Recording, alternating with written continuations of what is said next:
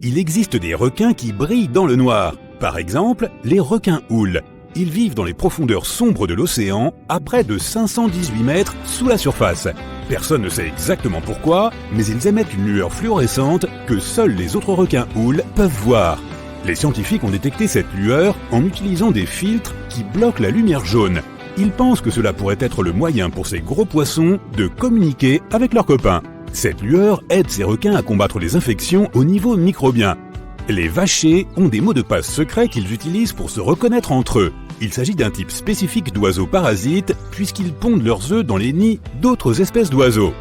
Les jeunes vachers ont un mécanisme interne qui leur permet de reconnaître le chant de leur espèce comme une sorte de mot de passe secret que seuls connaissent.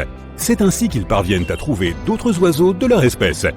Un grizzly a une force de morsure incroyablement forte. Il peut sembler mignon, mais si tu t'approches de ce grand gaillard, tu ferais mieux de rester hors de portée de ses griffes tranchantes et surtout de sa gueule. Sa force de morsure est de plus de 8 millions de pascal, ce qui signifie qu'il peut broyer une boule de bowling. Certains animaux ont de grosses rayures épaisses, d'autres sont plus superficielles. Les tigres font partie du premier groupe. Non seulement leur fourrure est rayée, mais leur peau l'est aussi. Il en va de même pour d'autres grands félins à fourrure comme les léopards des neiges. Les girafes et les zèbres font partie du deuxième groupe, car ils ont des motifs uniquement sur leur pelage. En parlant de zèbres, penses-tu qu'ils sont noirs avec des rayures blanches ou blancs avec des rayures noires? Au premier abord, il semble que la deuxième option soit la bonne. Leurs rayures noires se terminent principalement vers l'intérieur de leurs pattes et sur leur ventre, et le reste est blanc. Mais ce n'est pas vrai. Étonnamment, ils sont noirs avec des rayures blanches. Toute leur fourrure, qu'elle soit blanche ou noire, pousse à partir de follicules qui contiennent des cellules appelées mélanocytes. Tous les animaux possèdent ces cellules. Elles produisent un pigment appelé mélanine qui donne de la couleur à leurs poils et à leur peau. Chez les zèbres, des messages chimiques indiquent quel mélanocyte envoie le pigment à quelle zone de la fourrure. C'est pourquoi les zèbres ont un motif noir et blanc. Mais le blanc n'est pas un pigment propre, c'est une absence de mélanine. Le noir est donc leur couleur par défaut. Les koalas ont des empreintes digitales si proches des nôtres qu'elles pourraient même altérer les scènes de crime. Apparemment, ils n'ont pas grand-chose en commun avec les humains. Mais regarde de plus près leurs mains. Elles ont des boucles et des arcs distinctifs, donc si un koala veut faire quelque chose d'illégal, il serait bon qu'il porte des gants. Les crabes fantômes grognent lorsqu'ils sont en présence de créatures qu'ils n'aiment pas ou qu'ils trouvent menaçantes. Ils le font en utilisant leurs dents de leur estomac. D'abord, ils te font savoir qu'ils se défendront si tu tentes quelque chose en te montrant leurs pinces. Si cela ne fonctionne pas, ils émettent un grognement effrayant comme les chiens. Mais le bruit provient du frottement de leurs 3 dents longues et dures à l'intérieur de leur estomac. Les crabes fantômes produisent le même bruit lorsqu'ils broient de la nourriture. En parlant de dents, savais-tu que les défenses des narvals sont en fait une sorte de dents à l'envers? Contrairement à la majorité des autres baleines, les narvals sont les seuls à posséder une grande défense ou dents qui poussent à l'intérieur de leur mâchoire. Ils possèdent jusqu'à 10 millions de terminaisons nerveuses qui ne sont pas protégées, ce qui signifie que sa défense est très sensible à tout type de contact. C'est presque comme un morceau de peau, car les défenses n'ont généralement pas beaucoup de terminaisons nerveuses. Près de 95% des humains sont droitiers, et c'est la même chose pour les grands dauphins. Il y a même plus de droitiers parmi eux que parmi les humains. Lors d'une recherche, les scientifiques ont découvert que les grands dauphins se tournent vers le côté gauche plus de 99% du temps, ce qui signifie qu'ils sont droitiers.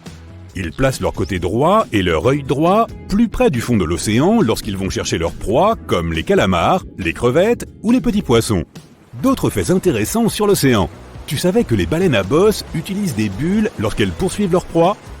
On pourrait penser qu'elles n'ont pas besoin de méthodes particulières vu leur taille. Mais lorsqu'elles guettent leur proie dans les eaux profondes, ces baleines font équipe et utilisent une technique appelée filet à bulles. Tout en nageant en spirale ascendante, elles soufflent des bulles sous l'eau. Ces bulles empêchent les poissons de s'échapper. La plus ancienne preuve que nous ayons de chats domestiqués remonte à 12 000 ans. Des chercheurs l'ont découverte il y a près de 20 ans en creusant dans un ancien village de Chypre. Ils ont trouvé des ossements de chats juste à côté d'ossements humains, ce qui suggère qu'ils étaient proches même lorsque leur vie prenait fin. Les humains étaient des chasseurs, ils ont donc domestiqué les chiens en premier il y a environ 29 000 ans. Les chiens les aidaient à attraper d'autres animaux, mais ils ne pensaient pas avoir besoin de chats jusqu'à ce qu'ils commencent à se sédentariser et à stocker les surplus de récolte.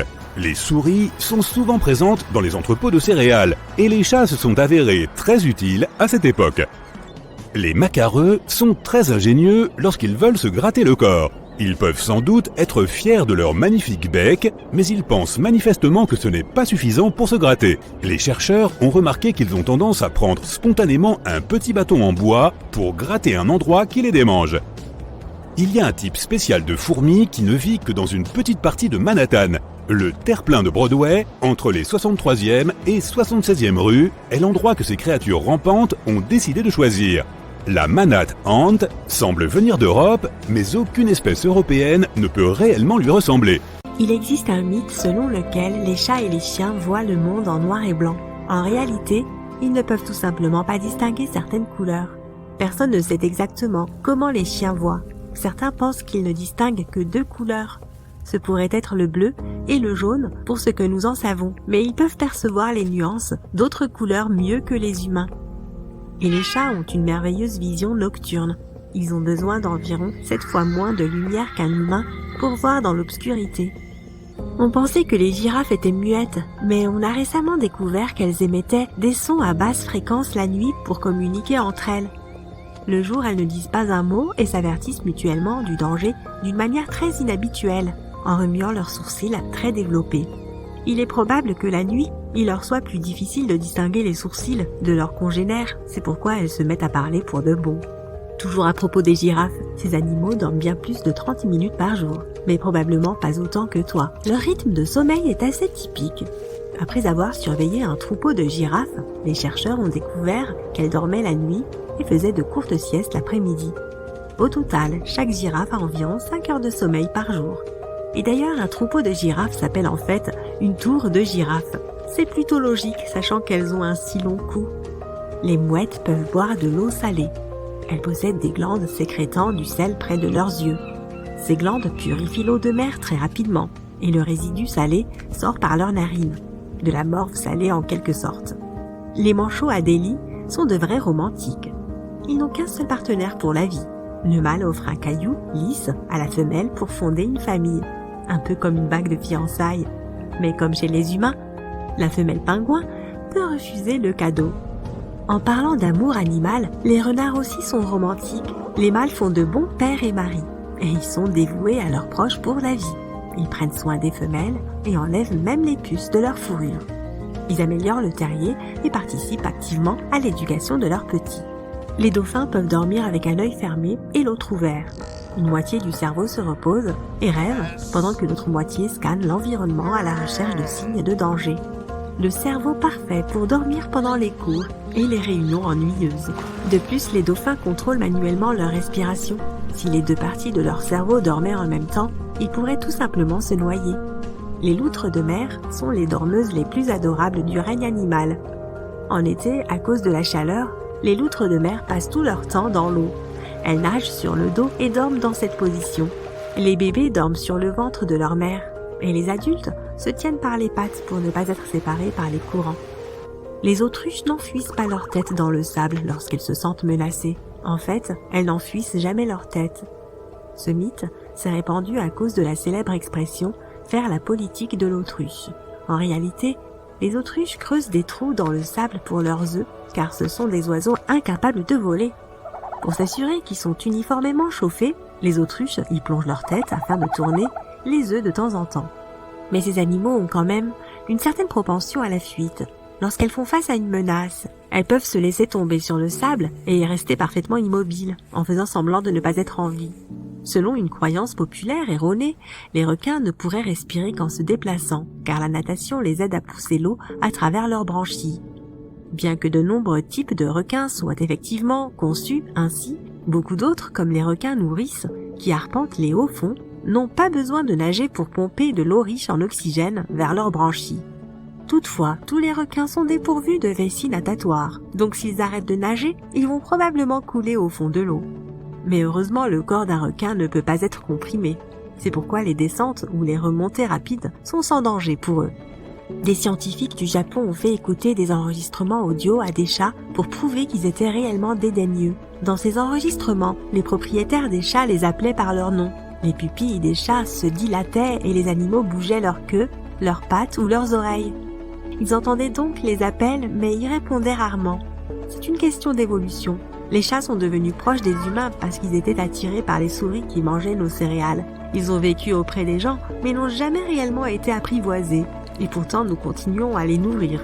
Les oiseaux sont en fait parmi les derniers survivants des dinosaures. Ils ont évolué à partir des théropodes, les dinosaures qui couraient sur 2 pattes. Donc oui, techniquement, le T-Rex est un cousin éloigné du poulet, de l'autruche et même du colibri.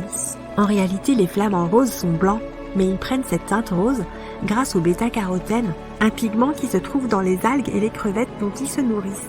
Toi aussi, tu peux changer la couleur de ta peau. Si tu manges beaucoup de carottes, elle deviendra légèrement orange. Cela se produira à cause de la forte teneur en bêta-carotène du légume.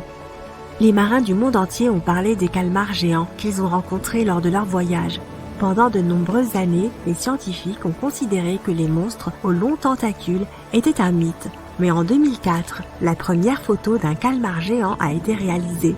Ils existent réellement. Les scientifiques ont mesuré un animal de près de 13 mètres. Les moustiques piquent vraiment certaines personnes plus que d'autres. Les humains les plus attirants pour eux sont ceux qui ont du sang de type O. De plus, ces insectes ont une très bonne vue. Ils sont attirés par les couleurs vertes, noires et rouges. Alors vérifie la couleur de tes vêtements avant d'aller faire du camping. Tu peux mettre un requin en transe pendant 15 minutes. Pour cela, tu dois caresser le nez de l'animal avec ta main. Cette sorte d'hypnose est appelée immobilité tonique et se produit grâce aux récepteurs présents dans le nez du requin. Lorsqu'on les caresse, les récepteurs envoient de nombreux signaux et le cerveau du requin est incapable de tous les traiter. C'est comment tu es censé t'approcher suffisamment d'un requin pour lui frotter le nez. Les éléphants n'ont pas peur des souris en soi, mais ces animaux massifs ont une mauvaise vue et ils se déplacent assez lentement. C'est pourquoi ils peuvent être effrayés par un oiseau ou une petite créature, comme une souris, qui passe devant eux. C'est juste l'élément de surprise, rien de plus. L'une des croyances populaires les plus répandues est que la souris aime le fromage. Ce mythe est apparu il y a longtemps, dès que les gens ont commencé à stocker de la nourriture. Comme les souris sont des visiteurs réguliers des maisons humaines, elles étaient constamment à la recherche de nourriture. Les gens avaient l'habitude de stocker les céréales dans des bocaux. Ils suspendaient la viande, mais ils posaient les fromages sur une étagère. Les souris le mangeaient donc faute de mieux, et elles auront plus tendance à s'attaquer à du chocolat ou à un autre produit sucré qu'à du fromage. Je les comprends un peu. Les flamants roses ne se tiennent pas dans l'eau sur une patte afin de ne pas avoir froid. C'est juste une façon plus simple de fournir moins d'efforts. C'est épuisant pour nous de nous tenir sur une jambe, mais pour eux, c'est la position la plus stable qui soit compte tenu de leur anatomie. Cette pose ne nécessite aucun travail musculaire. L'une des croyances les plus répandues est que les autruches enfouissent leur tête dans le sol quand elles ont peur. Avant, les savants pensaient que les autruches n'étaient pas très intelligentes, puisqu'elles cachaient leur tête sans se rendre compte que le reste de leur immense corps restait visible aux yeux de tous. En fait, les autruches le font lorsqu'elles veulent avaler du sable et des cailloux pour stimuler leur digestion, ou simplement pour retourner les œufs qu'elles ont pondus dans leur nid. Et techniquement, elles n'enterrent même pas leur tête, mais la reposent près du sol. Si elles mettaient la tête dans le sable, les pauvres bêtes ne pourraient plus respirer. Et il n'y a aucune raison de penser que l'autruche est peureuse. Comme bien d'autres animaux, elle s'enfuira si elle sent un danger arriver, ou bien elle saura se défendre. Quelle est selon toi la plus grande chose qu'une baleine bleue puisse avaler? Je parle bien du plus gros animal ayant jamais vécu sur notre planète. Elle peut mesurer jusqu'à 30 mètres de long et peser 200 tonnes. Son cœur est aussi gros qu'une voiture et sa langue peut peser aussi lourd qu'un éléphant. On imagine facilement une baleine bleue en train d'avaler des voitures, des gens et même des petits bateaux, mais c'est faux. La plus grande chose qu'elle puisse réellement avaler est un pamplemousse. Sa gorge peut laisser passer la taille d'une petite assiette à salade. Les baleines se nourrissent de petits poissons, de plancton et de crustacés. Donc, elles n'ont pas besoin d'une immense gorge. En revanche, nous ne pourrions pas survivre au suc gastrique d'une baleine bleue. Il nous achèverait en 15 secondes. C'est à peu près le temps que l'on pourrait passer dans l'espace en combinaison. Les dromadaires ne stockent pas d'eau dans leurs bosses. Ces animaux peuvent résister à des conditions extrêmes. S'ils peuvent survivre en ne buvant qu'une fois tous les 8 à 10 jours, ce n'est pas parce qu'ils ont une réserve secrète dans le dos, mais parce que lorsqu'ils boivent, ils peuvent avaler près de 200 litres d'eau d'un coup. Cela reconstitue 30% de leur poids corporel, soit la quantité qu'ils peuvent perdre par déshydratation. Ils perdent donc beaucoup d'eau, mais en regagnent vite. Leur bosse est en fait un stock de graisse. L'oxygène que les dromadaires inhalent pourrait leur faire perdre trop d'eau car celle-ci s'évapore dans les poumons. En revanche, ils utilisent leur graisse comme source nutritionnelle d'énergie. Ceci les aide à survivre dans les régions arides et en période de pénurie. Le fourmilier n'aspire pas vraiment les fourmis avec son long museau. Cet animal géant a une très longue langue qui peut mesurer jusqu'à 60 cm de long. Elle a la forme d'un spaghetti et est recouverte de crochets épineux et de salive collante qui piège les fourmis. Il peut la sortir jusqu'à 160 fois par minute, ce qui signifie qu'il peut manger jusqu'à 20 000 insectes en une seule journée. Il ouvre les fourmilières à l'aide de ses griffes, puis il finit le travail avec sa langue. Il n'a pas de dents, donc il avale son repas tout rond. Le cinéma a pu te donner un faux sentiment de sécurité en ce qui concerne les dinosaures. Rester immobile face à un T-Rex ne te sauvera pas. Prétendre que le roi des dinosaures avait une très mauvaise vue n'est qu'un mythe. Il voyait aussi bien que les rapaces d'aujourd'hui. Il avait une excellente perception de la profondeur, une capacité présente chez les aigles et les faucons actuels. Et même si par miracle, il ne te voyait pas ou s'il pensait que tu n'es qu'un petit arbuste parce que tu restes immobile, sache qu'il avait aussi un très bon odorat. Donc, la meilleure option serait de courir car le T-Rex n'est pas aussi rapide que ce que pensaient les scientifiques qui estimaient sa vitesse de pointe à 50 km/h. Au vu de son anatomie, il pouvait à peine atteindre les 20 km/h. Courir plus vite lui aurait causé de graves lésions osseuses. Mais cela ne l'a pas empêché de régner sur le monde animal, car beaucoup de dinosaures étaient plus lents que lui. Il n'avait donc aucun mal à se nourrir. Une autre idée reçue affirme que les hiboux peuvent faire tourner leur tête à 360 degrés. Leur angle de rotation est limité à 270 degrés dans chaque direction, ce qui leur offre une amplitude de mouvement de 540 degrés. Ne t'inquiète pas si tu touches les ailes d'un papillon. Il ne perdra pas sa capacité à voler. Il survivra malgré les idées reçues. Les ailes des papillons ont des écailles. Quand on les touche, certaines peuvent se détacher, mais ce n'est pas forcément grave, car elles se détachent aussi naturellement.